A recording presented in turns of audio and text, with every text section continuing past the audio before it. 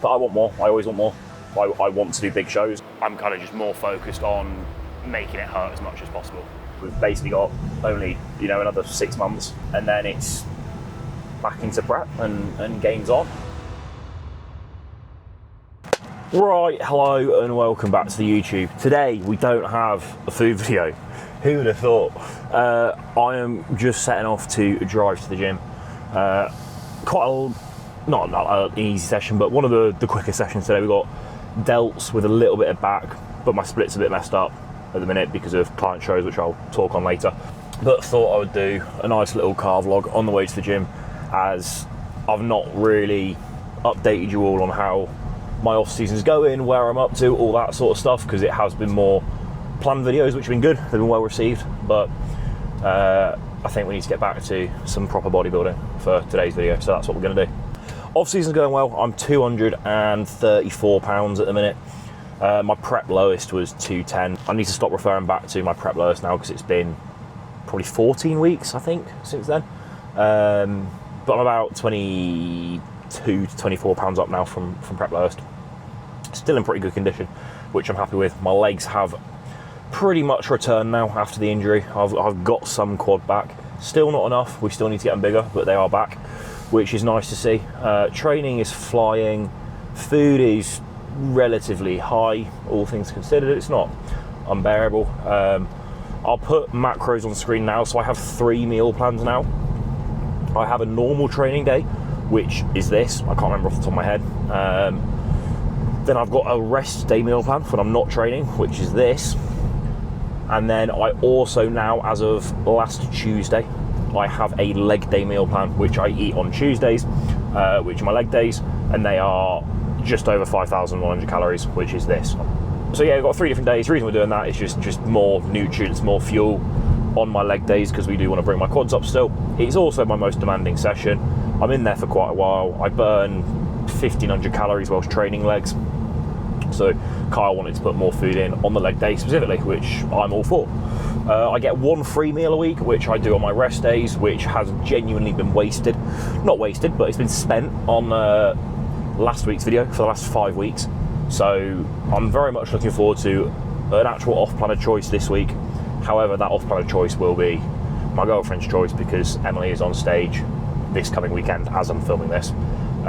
When this video comes out, she was on stage yesterday, so hopefully it went well. Well done, Emily.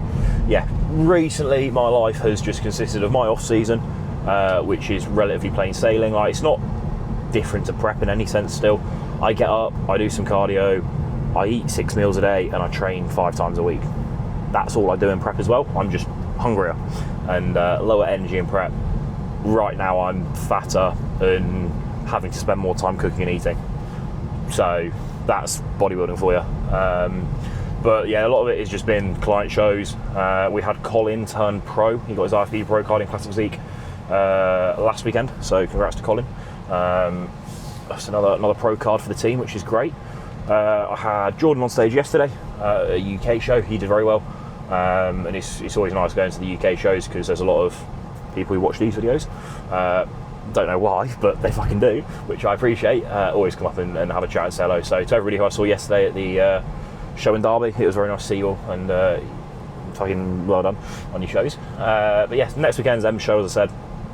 So she's in peak week at the minute, which is always fun. It's a new experience for me, being coaching my girlfriend for one, and like her being the one in peak week, not me for once. So it's an interesting dynamic, but it's fun, and she's looking mint, so I'm very excited for the weekend coming. And that's kind of it. What else do we have coming up? We've got Euro Muscle Show. I go there a week on Thursday, I think, to Amsterdam. So I will be at that expo if anybody's going to be there. I don't quite know what I'm there for. I know I'm there for ESN and then to meet you lot, but I don't know what seminars I'm teaching, if I'm doing any talks or anything like that. That's all to be found out, but we'll hope not, because I am socially inept and don't like crowds, so we'll see how that goes. But I'll film plenty in Amsterdam, in the Netherlands as well. Hopefully get some collabs, hopefully get buried by Wesley in a session. That'd be fun. So yeah, that's kind of where we're up to. Food's just going in, life's good, can't complain. Housing situation's still in the works. Much more positive at the minute, but it's still a headache. That's been an absolute ball ache to sort out, and we're still sorting it out, but moving in the right direction. Hopefully we'll have a house to own at some point. Side note as well, actually, next thing I want to talk about, because I'm just driving through Rotherham, which is where Ultraflex is, where I've moved to train at this gym. I saw last week that Rotherham has been voted or named, I don't know how it's been classified as this, but it is the worst, most depressing place to live in the entirety of the UK, including like London boroughs and like Croydon and all those places, including fucking Scunthorpe, Crewe, all these shitholes. Rotherham's been named the worst of all of them. Welcome to Rotherham. Just driving to the gym and you just got someone's put a traffic cone on a temporary traffic light. So, yep, that's what we're dealing with. One thing that's changed with my training with Kyle is proper warm-ups, something I've always neglected. So for this push session, I've got like about 50 reps of a band pull apart, as you'll see me do here. It's thrilling stuff, really enjoyable. And then we've got 50 reps of partial lat raises. Again, really fucking enjoyable. But gets a really good pump in the whole delt region. Warms me up, and then I'm nice and strong on my first press. At least I hope I am. But I've been having a few issues with my shoulder. I decided to flat press the other day on a Smith machine, which I've not done for quite a while. I decided to go quite heavy, and my shoulder really hurt. And then I slept on my shoulder funny, and I woke up yesterday morning and my shoulder was just a bit like fucking disabled. So we'll see how it goes today. All right, warming up on my Smith press. So obviously I do a full warm up first, as I did, and then exercise 1, Smith machine shoulder press. 2 sets and a drop set. I am training alone today, so the drop set might be a little bit tricky to do, but we'll just run it anyway because it's fucking fun. No, I'm not on tag, but either you can see my feet. It is my Apple Watch and my sock. I did explain this in prep in one video, but every time I post clips on Instagram and I've got an Apple Watch and my sock, it does look like I'm on tag. So all the comments are just like, what did you do to get on tag? Nothing. I don't leave my house. I eat chicken and rice and I go to the gym. I'm like, and I pay a lot of tax, so I'm like the dream citizen in terms of HMRC's view anyway.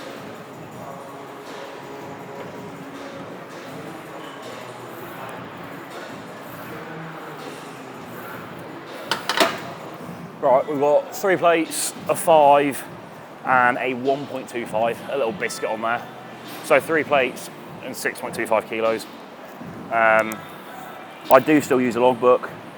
I don't think Kyle even asked me to use a logbook, but I'm still British. We still have to stick to our write it down culture, created by Mr. Kuba and Jordan Beaters and Dorian, I assume, fucking everybody. Every successful British man, apart from Samson. But Samson, he just does what he wants. Typically, I'm only tracking my heavier lifts properly and making sure I'm progressing those. So like the top and back offsets of the main compounds. So the shoulder presses, the incline chest presses, the heavy squats, and the heavy rows.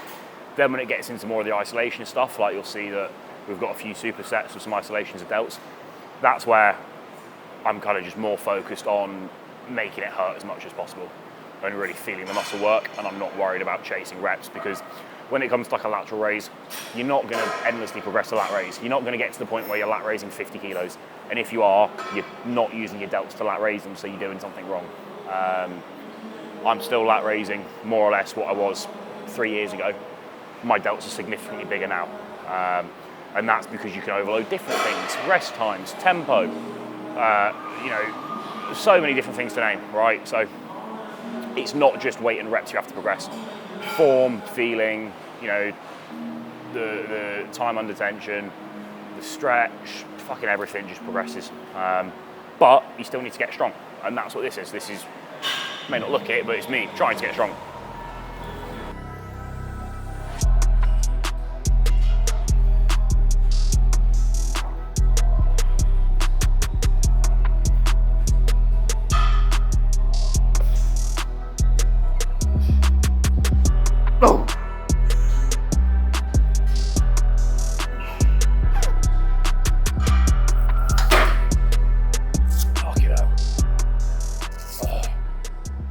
That is probably a little bit under the rep range, but 6 reps, it counts.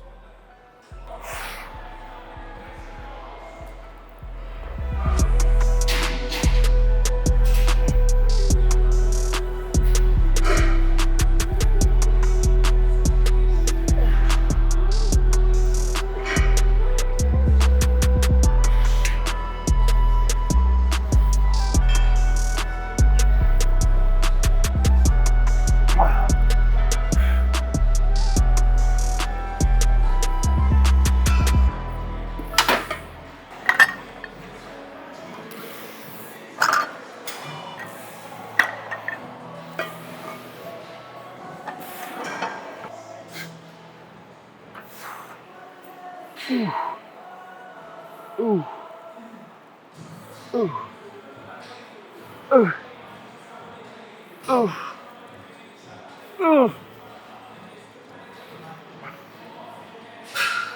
Ooh.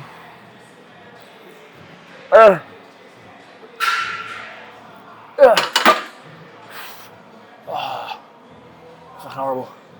Horrible but good. Alright, Smith press wrapped up. Alright, calf latch raises, probably 3 sets I think it is.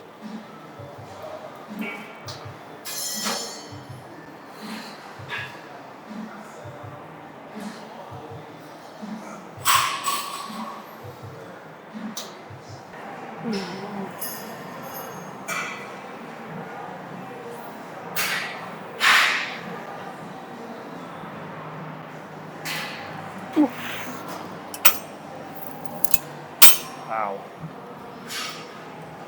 We got lat raises superset into a front raise on a cable. Quite enjoy this. Carl gave me the option between a front raise or another shoulder press. The issue with this gym is, I don't know if you can see up there, like that mezzanine right at the back. That's where all the other shoulder presses are, like Smith machine. And there's no dumbbells up there. So to do like a lat raise superset into that, I'd be trekking halfway across the gym or carrying dumbbells upstairs, which I can't be asked to do. So I also quite enjoy a front raise at the minute, and we've done a heavy press already. So yeah, I strap up for my lat raises. I just find I can lock in a lot better, and I like wearing my pink flamboyant straps because I am comfortable in my sexuality. So yeah, we got this. It's 2 sets. I did 3 sets and a drop set on the cuff Y raise. I didn't film all the sets because you've seen me do a cuff Y raise a million times. So we'll do these 2 sets and then decide where we go from there.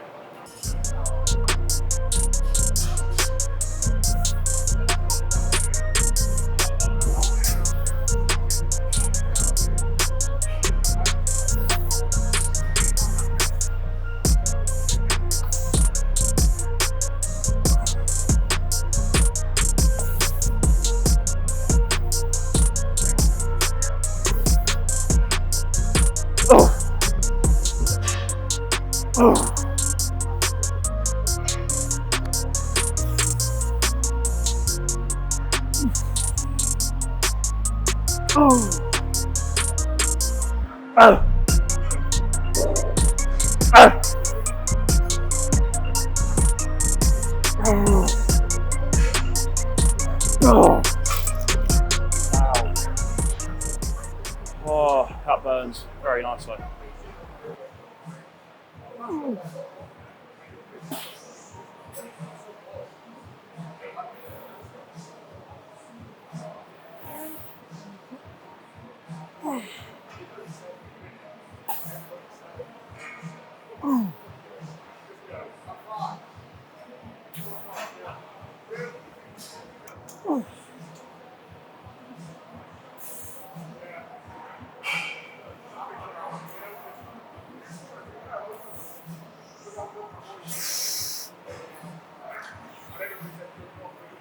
Oh.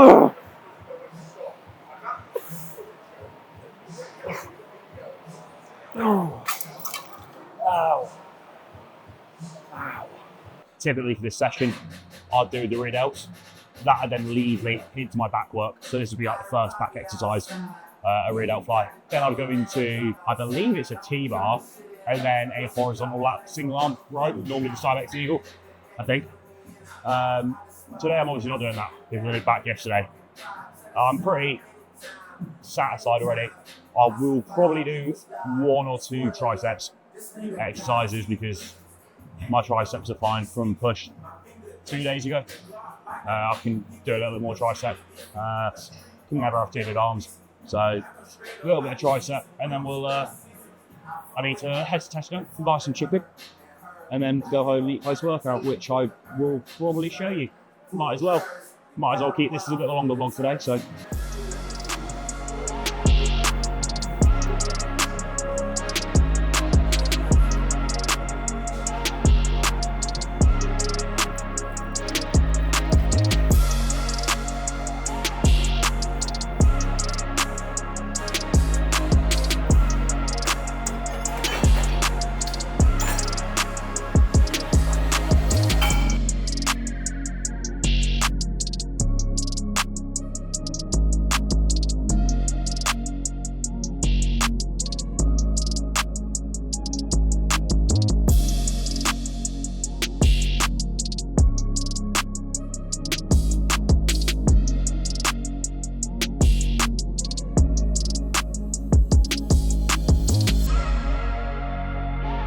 So next year, again, I want to do big shows. I'm not going to say what shows yet, but Carl and I have spoken.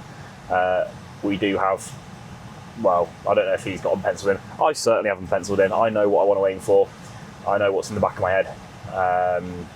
So that's very much the direction I'm heading for. So I will be starting prep probably at the end of this year.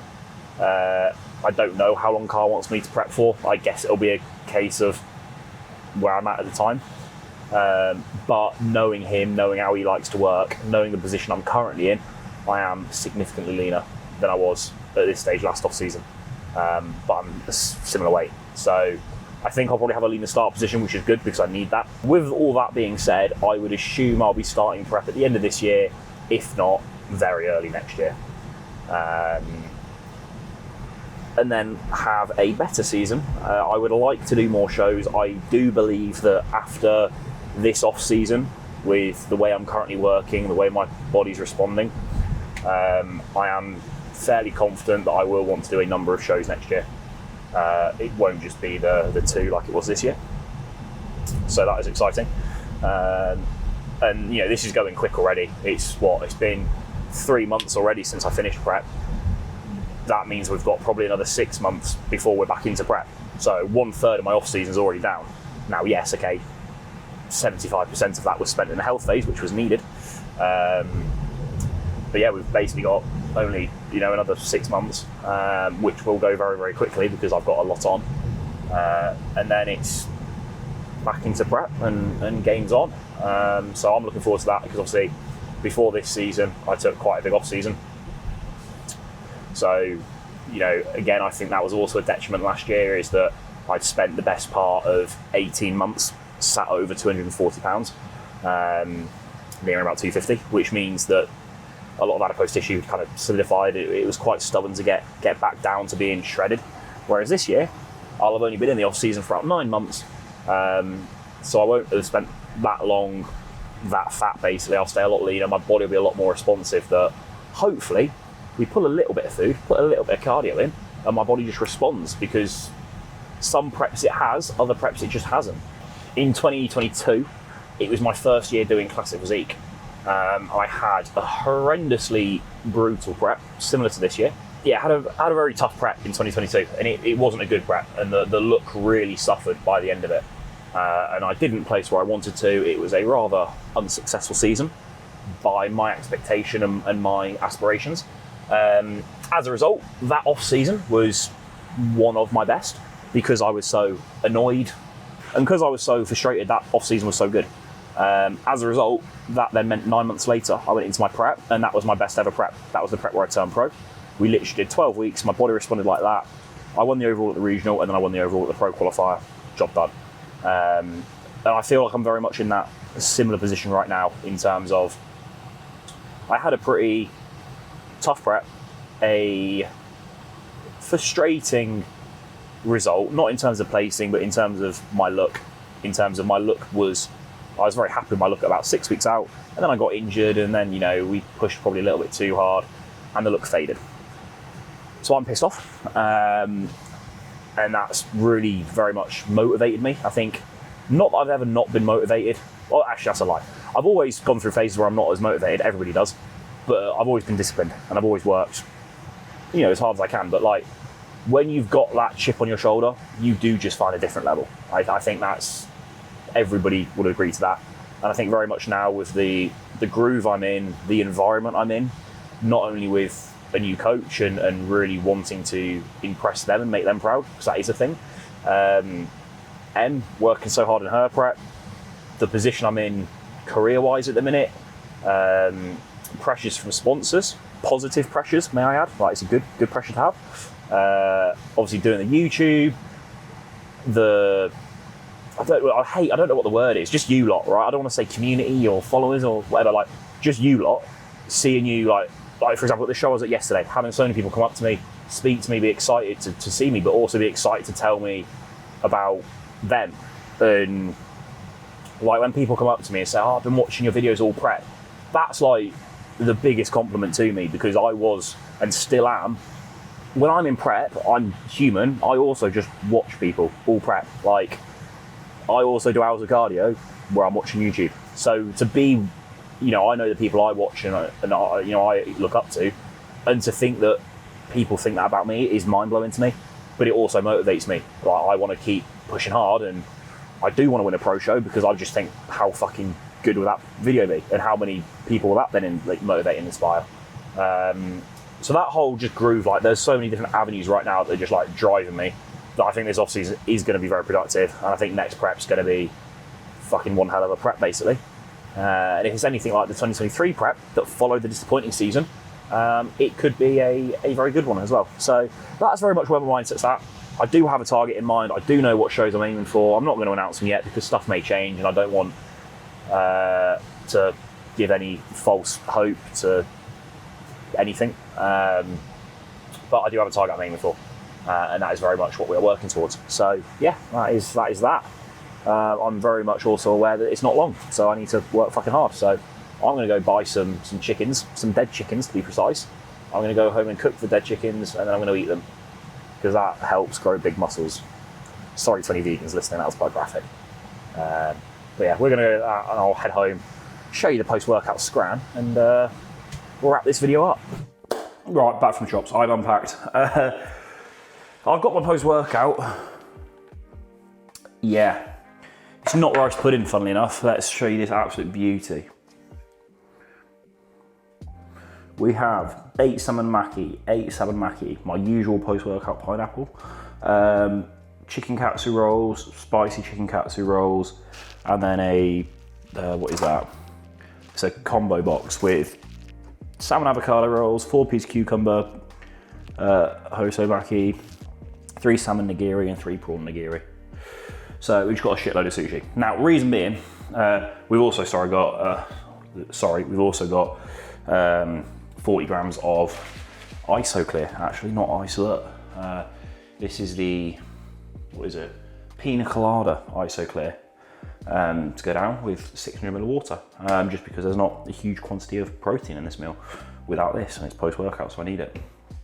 I walked into Asda to get my chicken and my usual bits, and then walked past the sushi bit, and all of it was about to be thrown out, so it was heavily reduced, and I thought, it's meant to be. You just can't pass up on an opportunity like that. So I'm in the off season, sushi's relatively clean. I've gone through, scanned it all in, I've tracked it all, so I know that I'm getting the right macros more or less. It is slightly higher in fats than my usual post-workout, purely because of the avocado rolls.